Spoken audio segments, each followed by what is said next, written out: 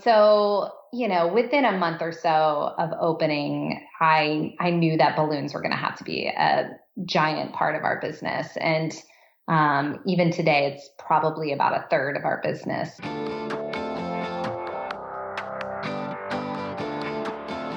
Hey, my name is Felix T. I'm the host of Shopify Masters, a weekly podcast powered by Shopify, the easiest way to sell online, in person, and anywhere in between. Each week, we invite entrepreneurs like you to share what they've learned growing successful e-commerce businesses. In this episode, you'll learn how to use social media to contact vendors instead of spending lots of money to go to trade shows, the most important metrics to pay attention to when running a physical retail store, and how to create an Instagram feed that drives traffic to your product pages. Today I'm joined by Rachel Huntington from Bonjour Fete, which sells modern party supplies and gifts for the everyday host and hostess, and was started in 2014, based out of Studio City, California, and is a seven-figure business. Welcome, Rachel. Thank you so much. I'm so happy to be here. Yeah, so the idea behind this business all started with your daughter's birthday party. So tell us about that party. Like, what did you find out during the planning process? Well, I think it really kind of came to the forefront of what I wanted to do because I was living in Canada at the time. And if you've ever spent much time in Canada, the amount of stores and the type of stores, especially niche stores, they're not as abundant as they are in the States. When it came time for my little girl's birthday, I went to a local store that had party supplies, and everything was matching, like matching princess cup, matching princess plate. It was, the same image barfed on 25 things. So I just thought that we could be a little bit more original than that, and really started looking into it and found this whole other world of partyware that existed that I just couldn't find. So that's kind of how it got started. That makes sense. So this whole other world of partyware you mentioned that you discovered, like, was it like online? Like, where did it exist that you saw out in the world that you didn't feel like you had access to it, and probably others like you did not have access to it? Well, I was really focused on not finding commercial themes. I really wanted to encourage creativity. You see that a lot in kids' toys. They'll have, a very commercial theme toy, and then you can also just get plain wooden blocks. And some people just have the kids that like to play with the bag that the wooden blocks come in. So I just thought, having some good basics that looked nice and performed well and were stylish, I just couldn't find any. So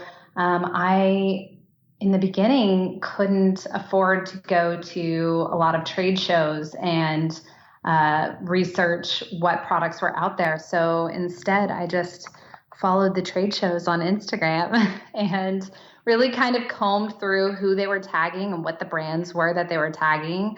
I would look in the directory for the trade shows to see who was showing there, and then research those companies one by one. It was a long process. It would have been much easier just to walk up and down the aisles of the trade shows, but it was a good way to start without spending much money. It just took a lot of time.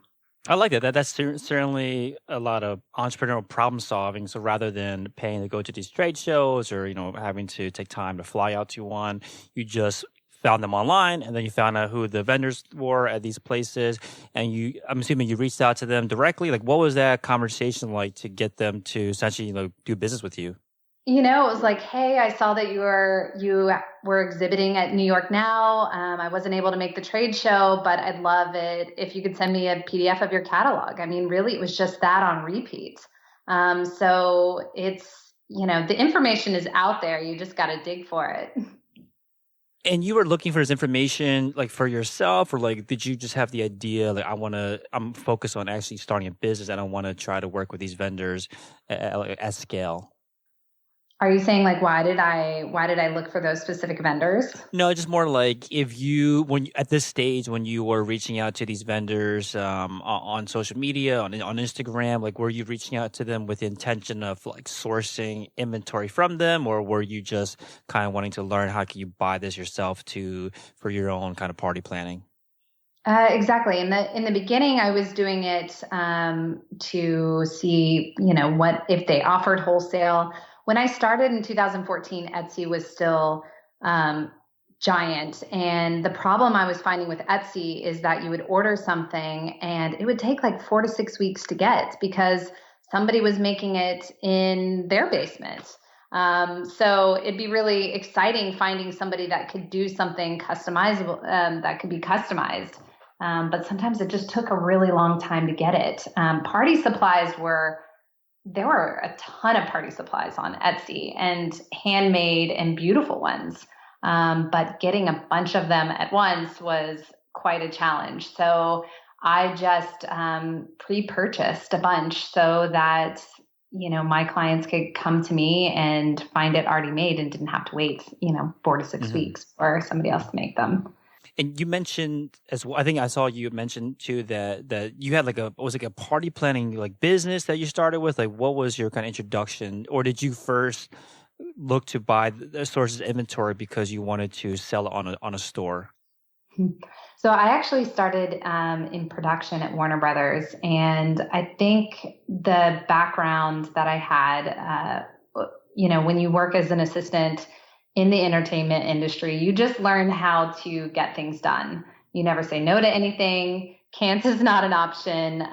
So finding things, being resourceful, and making things happen is your everyday task list. So when I was challenged with finding all these great products while living in Canada, which shipping was difficult to find people that would ship to you, especially, small mom and pop shops on Etsy.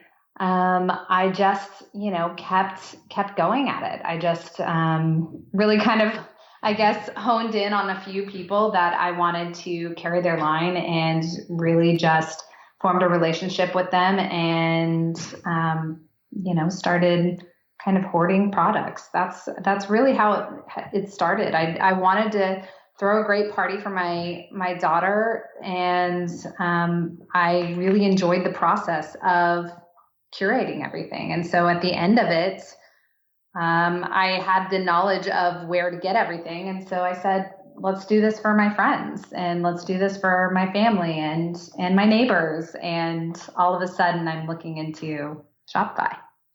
Got it. Okay, so talk to us about this transition then, because you went from, it sounded like almost like a service-based business where you're doing this party planning, but then also sourcing all of the material and for the party itself, and then getting to a point where you then decided to sell the party supplies directly to customers rather than potentially clients of yours. So when did this transition happen between kind of service-based business where you're doing the party planning into more of like a product-based business where you're selling the products itself?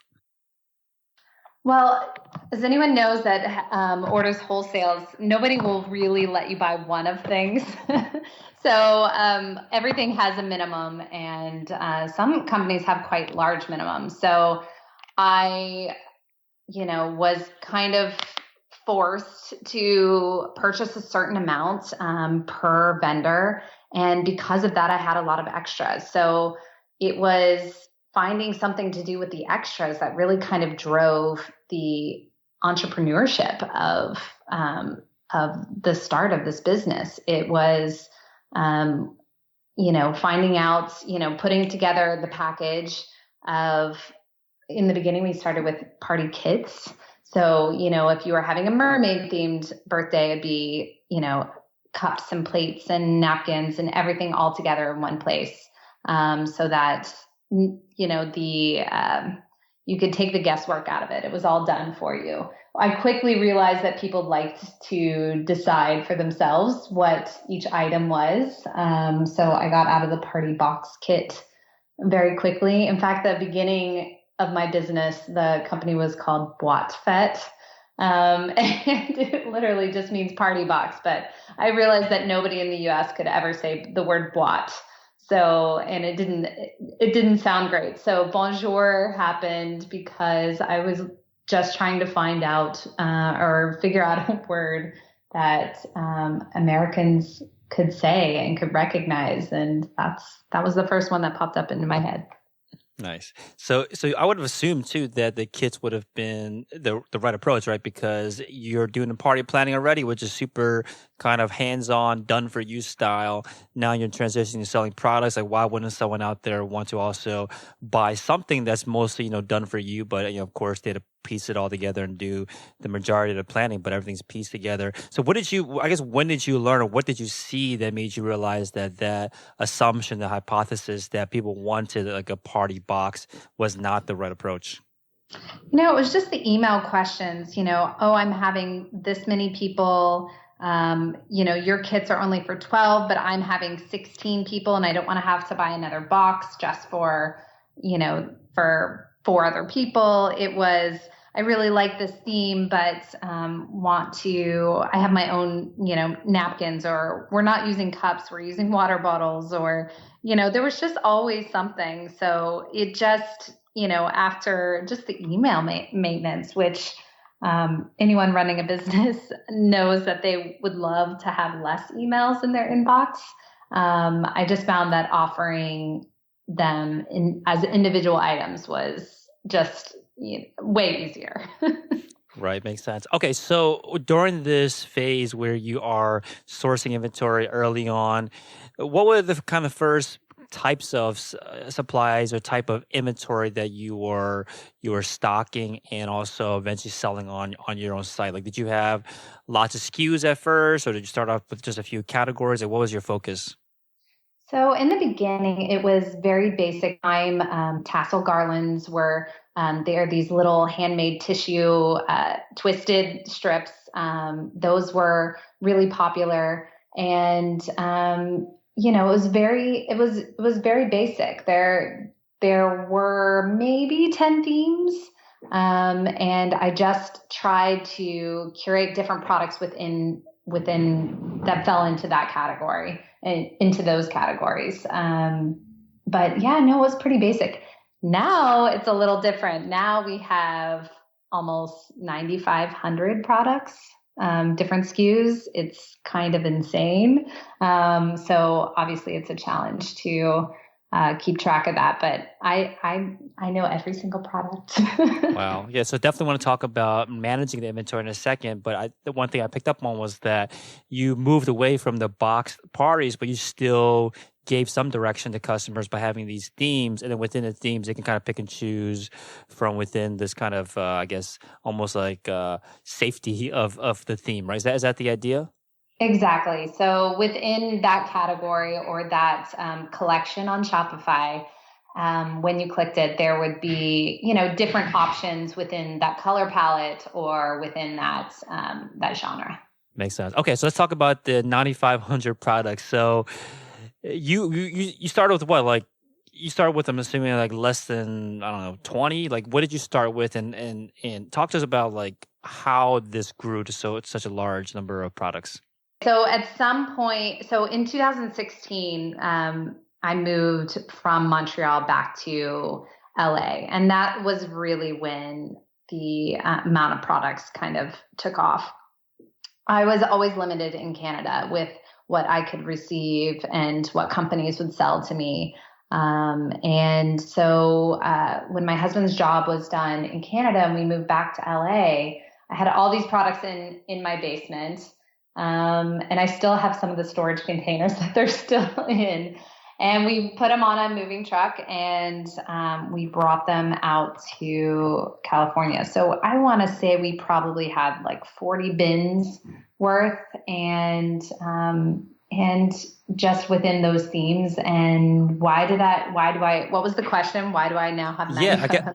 I guess the more important question is like, how did you decide what new products add? Like, what was your thought process when you started growing the catalog? Like, how do you decide what kind of new products you should go after next? Well, I think it's really just demand.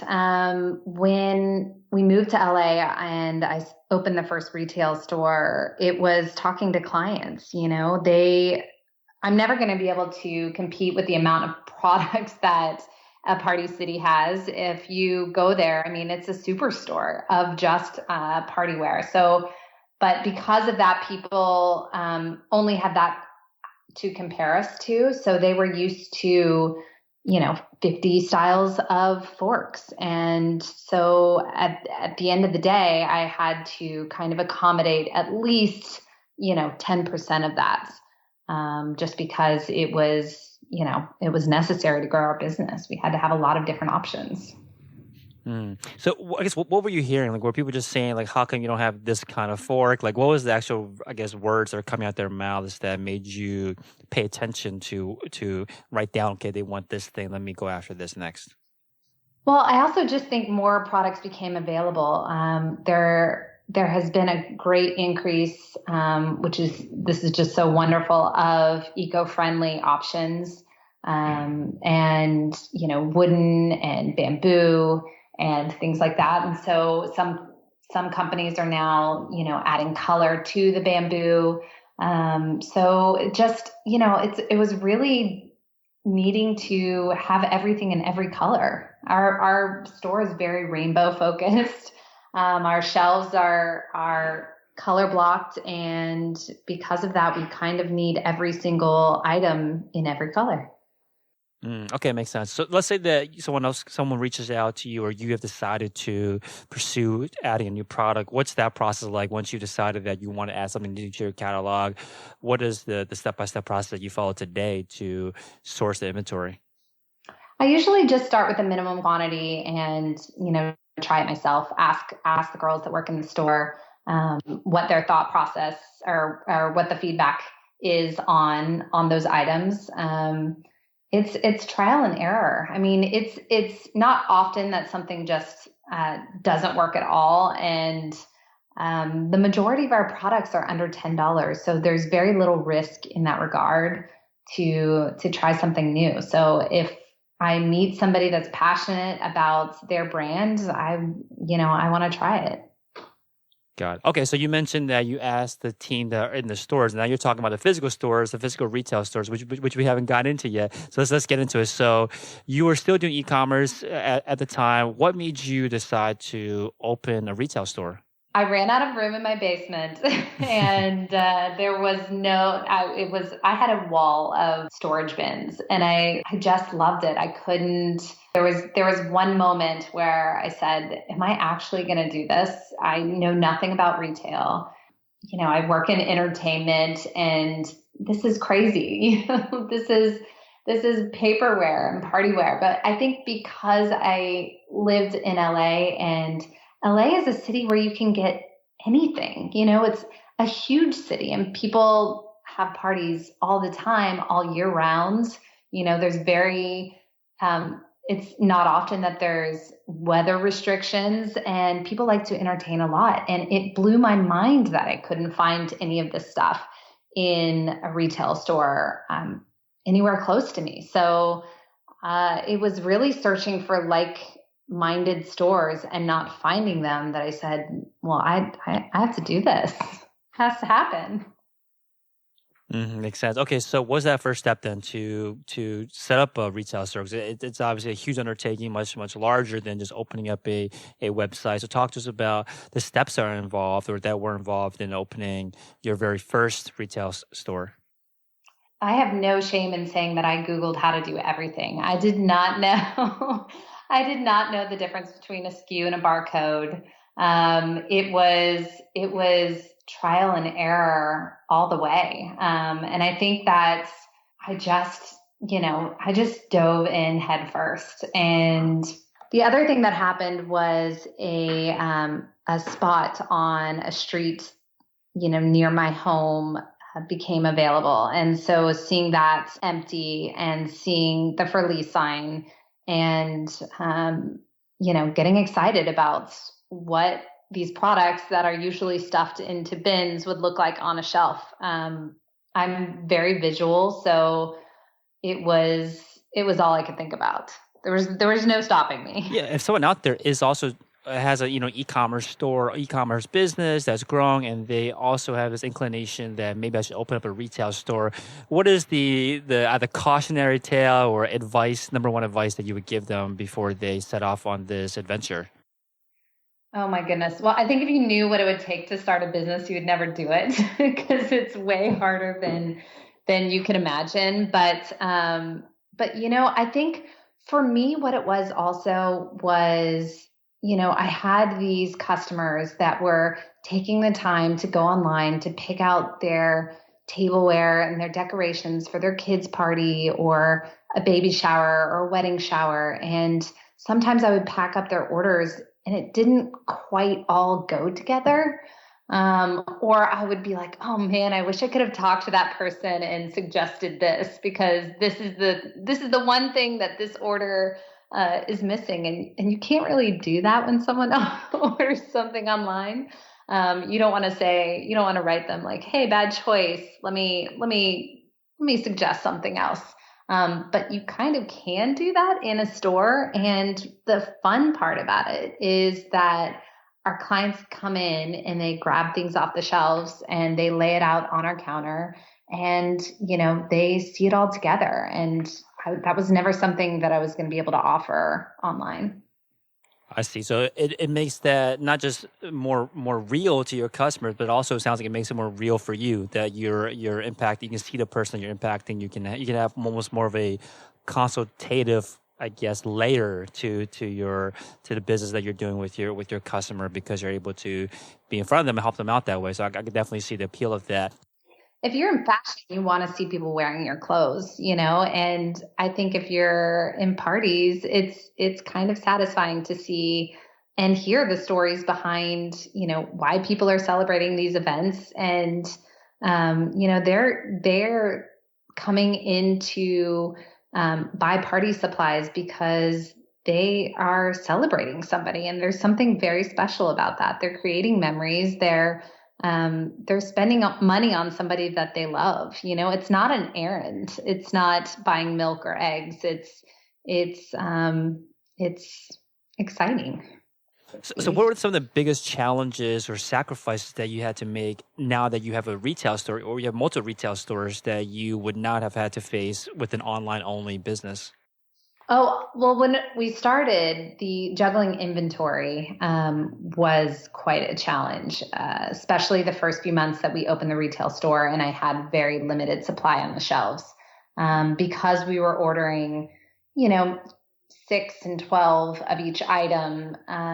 If somebody purchased something online during that day, and I didn't pull it from the shelf, then it was possible that somebody would come into the store and purchase it. And it happened many times where, I would get the ka-ching from Shopify and I would see an online order and somebody was walking around the store with that item in their basket. I was like, oh no, I'm going to have to send an email and say, sorry, we're out of stock.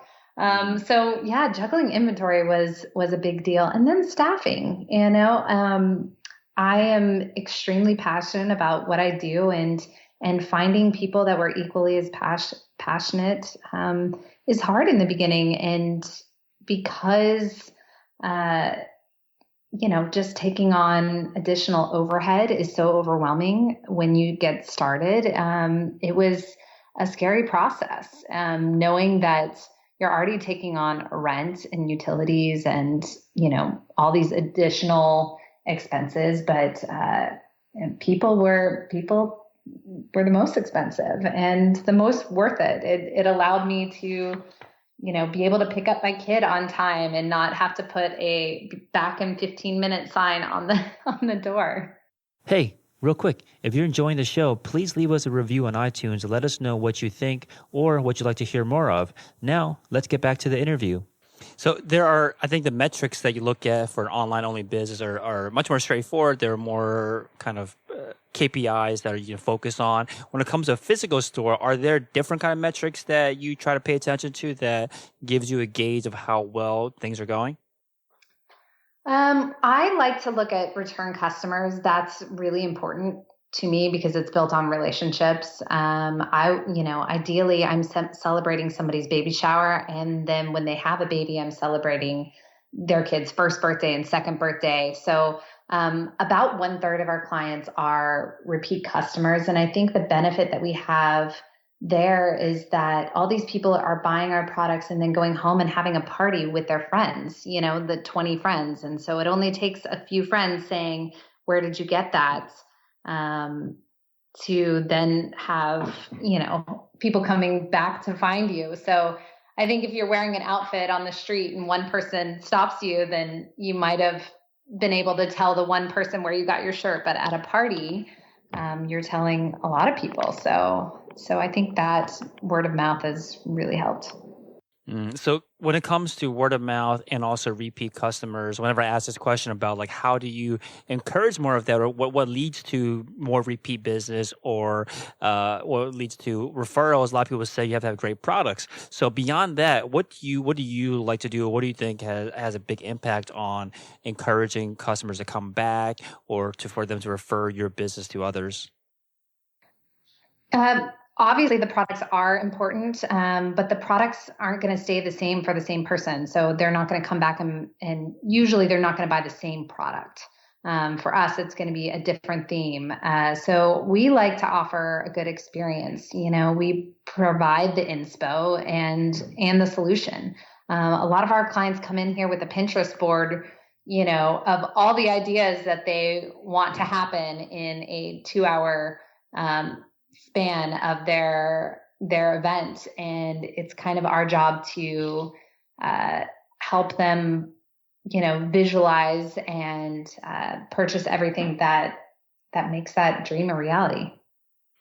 So does that mean when it comes to hiring, do you have to like hire like party planning experts, or like can you train that kind of stuff? Like how do you get a staff trained up to be consultants for your clients? I would say that because we're a modern take on a party city, it's no one's getting inspired by the curation at Party City. And I think the difference is when you walk into our doors, we're genuinely here to help. We're here to offer an experience. We provide the inspiration and the solution. And I think that as soon as you've experienced that once, then it's going to be the only way you'll want to shop. Yeah, I think that makes a lot of sense, right? Because I think when I walk into like a party city, the approach is like, okay, what's the cheapest thing we can buy that can piece this all together? But you're obviously trying to move away from that kind of value proposition and more focused on like you mentioned, cohesively planning the party. People come in with these inspiration boards from Pinterest, and you help be a consultant basically to help them plan it all out. So I think that makes sense. That's what you mean by experience. Like layering on that kind of customer service allows you to get that repeat business, and then of course the referrals as well. Yeah, it's amazing to me how many people will come in to the store and walk around and say, I'm not quite sure what I'm looking for. I'm not quite sure what theme I want to do for this event. And then we'll start to make suggestions, and then they'll pull out their phone and say, well, actually, here's this Pinterest board. And I'm like, you knew exactly what you wanted. You have this, it's on your phone. So then we just kind of help them, find the right items to make that Pinterest board, happen. That's funny. So you've now expanded that very first store that you opened. So what were the circumstances that allowed this to happen? What made you decide, okay, we feel good with what we have so far, let's keep on growing this thing? Well, I think in the beginning, I was very naive to think that I wouldn't have to do balloons. And balloons get big. They start out very small, but they get very big, and they take a lot of space. So, within a month or so of opening, I knew that balloons were going to have to be a giant part of our business. And even today, it's probably about a third of our business. And balloons take up a lot of space. So that was kind of the first nudge to move and expand, was just to allow room for balloons. So I'm assuming expanding a store is probably easier than starting a brand new one, but I'm sure there are also potentially unique challenges that come with expansion. So talk to us about that. Like, what were some of the challenges that you faced with expanding a physical store? Definitely construction. In the beginning, you're just using existing shelving or, items that you can find that weren't necessarily made for you, but you make it work. And I think as soon as you expand, you need to be deliberate about every inch of your store, especially when you are paying a premium. And so construction and learning how to make fixtures that work for you, that are great for display, it was a huge learning curve. And eventually we kind of landed on certain types of tables and bins that customers like to shop from, that makes it easy for them and easy for us to clean up and keep organized too, because everything has to be organized. Yeah, it sounds like you get a lot of feedback from just like customers being in your store. You mentioned that you talk to the team that are working the floor at the store to understand like, what kind of products are resonating, what kind of products people like, and of course also about how they like to shop. So how do you make sure that you're actually kind of collecting this information rather than just, forgetting about it or just not being conscious of these things that are happening in your store that you can take back and then find ways to improve that customer experience? Like, do you have like some kind of process that takes in the information that you're getting from the team, what you're seeing, and then turning it into potential action items? Yeah, we use something called Wunderlist. Have you ever heard of it?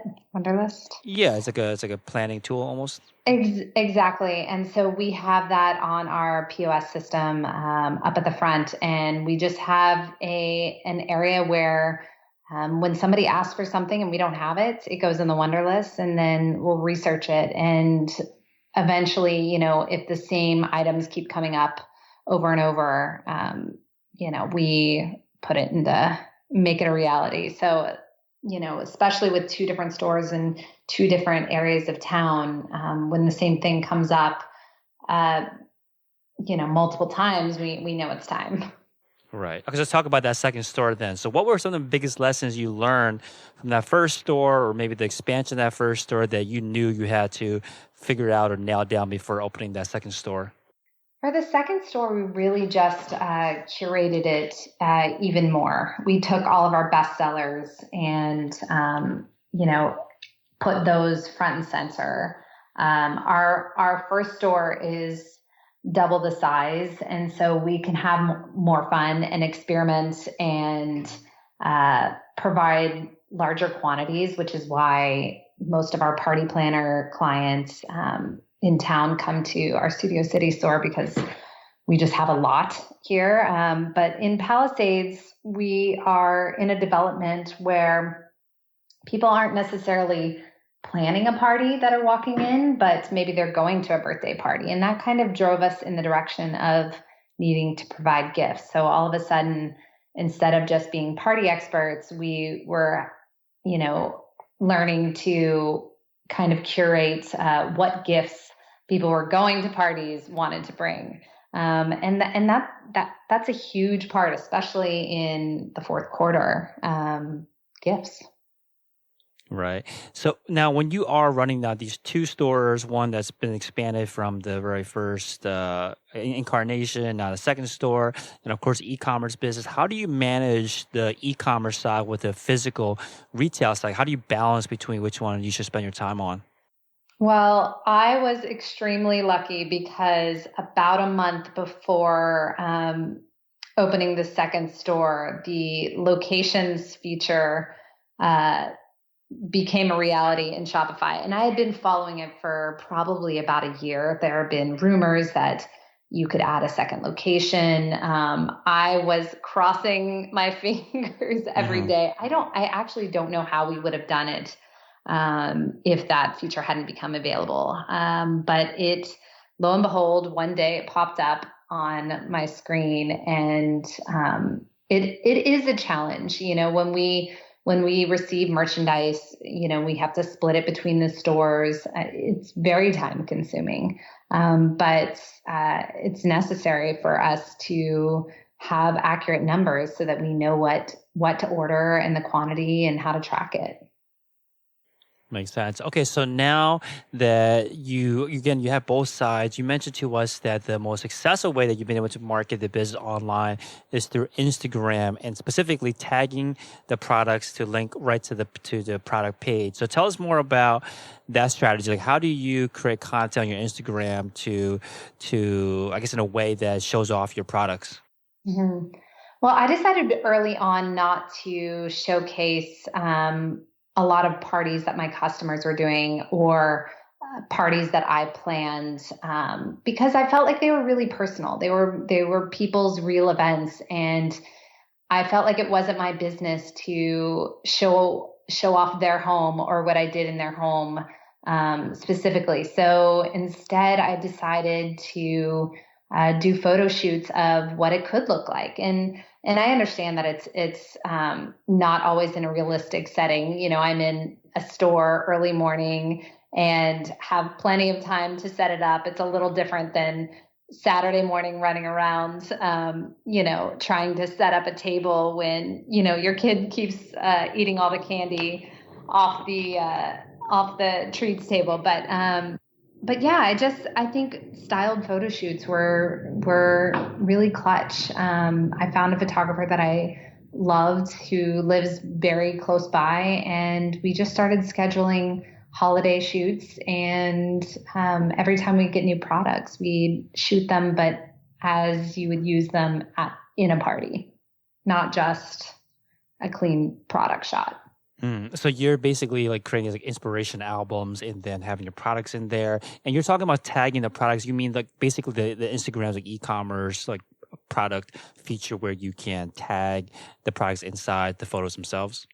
The tag feature is fantastic. Whenever we do show a table setting or a decoration or a whole party setup, the ability to tag the item so that the person can just click on it and be led right to the Shopify link is so brilliant. And even in Insta Story, being able to swipe up to purchase that's really kind of been our best marketing tool. Yeah, so definitely want to talk about how you use the Instagram stories in a second. So how many products do you usually put in these like photo shoots? Like what's overdoing it? What's like how much can you kind of showcase in each of these photos that you put out?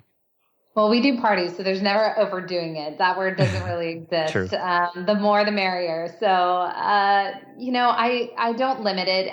I know that it can be confusing with tags to tag a bunch of things. So, usually I just tag what the standouts are. Yeah, I mean, I think it cleans it up and makes it easy for people.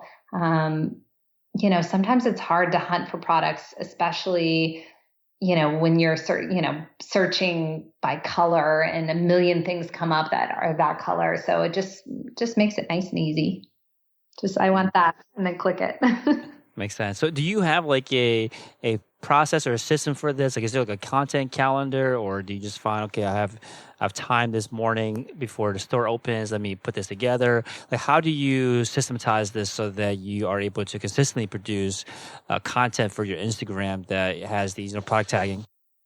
There's really no system other than usually at least 4 times a week between 7 a.m. and 7:15. It's the sweet spot of when I wake up and my kids are not quite up yet. And I know that is my moment to post. So if anyone wakes up early, the post probably isn't going to happen. And I do it first thing. I try to do it several times a week, and it's hard.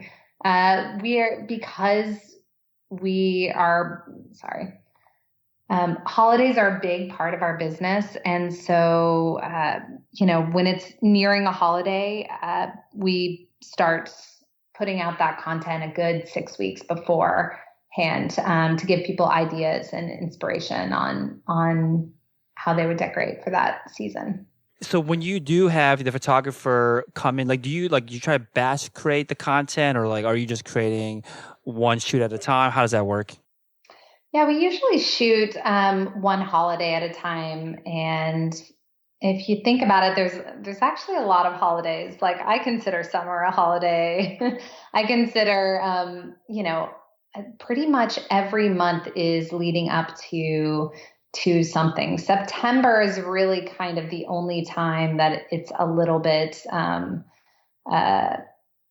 stale. But other than that, there's, Halloween and Thanksgiving and then Christmas and then it's New Year's and it just goes on and on. So we try to do it by theme and holiday usually. Got it. So what's by the Instagram story? Like, what's the strategy there? Like, how do you decide what goes in there versus in the feed? People really like seeing Instagram stories for, process pictures and videos. I think that a lot of times they like seeing, that my office is, filled to the brim in boxes, or that we can barely shut our van door because there's so many balloons exploding out of it. They like seeing the good and the bad. And I like sharing the good and bad because it's not always a pretty picture. And sometimes, as fun as it is to walk into a store and everything's, done and sparkly and beautifully presented, it takes, a lot of moving and, unpackaging and pricing and all those things that no one really ever thinks about. I think seeing people's process makes you more invested in the people. It's nice to know, what they were doing earlier in the day, and that it wasn't always an easy finished look, that it was maybe a little hectic before the scene was set. Right. Yeah, it definitely helps to give them that hey, you're human on the end of this. It's not like just like kind of like a completely, staged photo that you're putting together. Like you're showing them how you're doing it. I think that's important to show the process, like you mentioned. So these are obviously great ways to engage and then drive the customers to your store. How do you get people to actually, follow your profile? How did you grow your following, get people to see the content in the first place?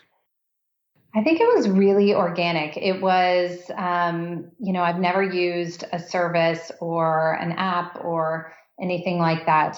So it was just doing all original content. That's what people like to see. And people that were following our account knew that they were going to get original content. And, it's hard. It's hard to stay ahead of the trends, and it's certainly hard to, try to show like a level of perfection at all times through a pretty picture.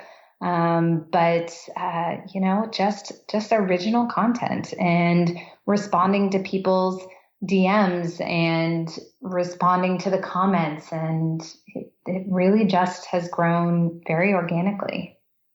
Were there certain types of content that seem to work better than others to get engagement? Like, because I'm looking through the feed now, that I obviously see the themed posts that you're talking about, but there's also some where it's just like one product or maybe more like lifestyle shots. Like, what kind of photography do you find for anyone out there that's looking to grow their brand's social media, their brand's Instagram? Original content you mentioned, but like what types of content? Like, what seems to work well to kind of kick things off for you? I think showing your products, how you would use them. That's the biggest. That's what seems to land the most for us. It's seeing a blank product picture is not nearly as fun as seeing a product in a party setting. And so I do feel like I have a little advantage in that. The products are being styled with very colorful other products. So color has definitely been the key to our success. The images just, pop out in people's feed because we are selling beautiful decorations, essentially. Makes sense. So you mentioned a couple apps previously, Wunderlist, you mentioned the Shopify locations feature. Are there any other apps that you rely on or tools that you rely on to help run the business? I'm currently loving an app called Delirious Profit. It really helps me understand my profit margins and how many products I have. And what I like about it is it automatically defaults everything to 50%. So in Shopify right now, you have an option to put in a cost price. When I started with Shopify, that was not an option. So a lot of our older products, I relied on this app to just go ahead and put it at 50%. And it wasn't always 50%, but at least we were starting off at a percentage that was close to what it was. So Delirious Profit, I really love. Our store schedules and time off requests and availability and all that stuff, we use a company called When I Work, and it's really great. And the girls can clock in and clock out that way. And I get sent a chart, and it makes it super easy to see, that person is continuously late, or that person. Sure. So basically helps you manage the scheduling, sounds like, for your employees. When I Work is great for scheduling because it's, especially with 2 stores, and it really makes it easy to kind of make sure that you're covered. And then the last one that I really like is a company called JustWorks, which does payroll processing and has HR benefits, which they made it so much easier. Awesome. So bonjourfete.com is a website, bonjourfete.com. So you mentioned before that the holiday shopping season, the holiday season is super important for you guys. So what are you doing as you edge up against the holiday shopping season to prepare? So this year we're actually doing an only Christmas pop-up. We're really excited about it. You'll find all the Christmas items in one place with nothing else. So just all Christmas. So we could not be more thrilled to launch that. And that opens on November 1st. Awesome. Very exciting. So thank you again so much for your time, Rachel. Thank you so much. I appreciate it. Thanks for tuning in to another episode of Shopify Masters, the e-commerce podcast for ambitious entrepreneurs powered by Shopify.